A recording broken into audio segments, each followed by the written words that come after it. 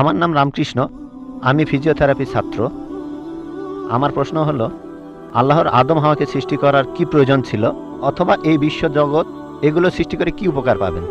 আমার দ্বিতীয় প্রশ্ন হলো, সব কিছুই কেউ সৃষ্টি করেছে, তাহলে ঈশ্বর তাকেও অবশ্যই কেউ সৃষ্টি করেছে।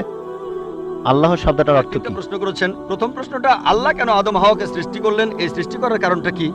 বিশ্বজগৎ সৃষ্টির কারণ কি? আল্লাহ সৃষ্টি করেছেন আদম আর হাওয়াকে, তারা দুজনে শান্তিতে থাকুন, যাতে করে মানুষ যাতে আসতে পারে। তারা আমাদের সবার পূর্বপুরুষ। পবিত্র কোরআনে সূরা হুজুরাতের 13 নম্বর আয়াতে উল্লেখ করা হয়েছে, ইয়া আইয়ুহান নাসু ইন্না খালাকনাকুম মিন যাকরিন ওয়া উনসা ওয়া জাআলনাকুম শুউবান ওয়া কাবাইলা লিতাআরাফু ইন্না আক্রামাকুম ইনদাল্লাহি আতকাকুম ইন্নাল্লাহা আলিমুন খাবীর।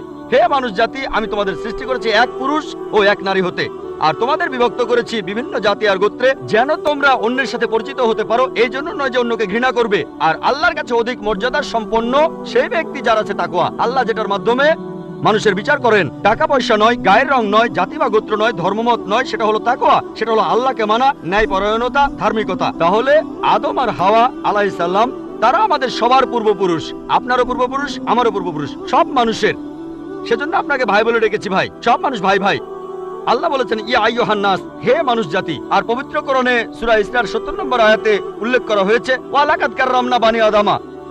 আল্লাহ তাআলা মর্যাদা দিয়েছেন সব আদম সন্তানকেই।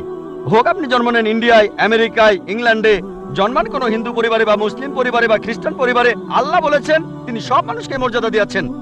মানুষে জন্মালে আল্লাহ তাকে মর্যাদা দেবেন। সে হোক আপনার নাম জাকির, আব্দুল্লাহ, রামু, শঙ্কর, মানুষে জন্মালে আল্লাহ মর্যাদা দেবেন। আপনার প্রশ্নতে আসি, কেন আল্লাহ তাআলা মানুষ সৃষ্টি করলেন? আল্লাহ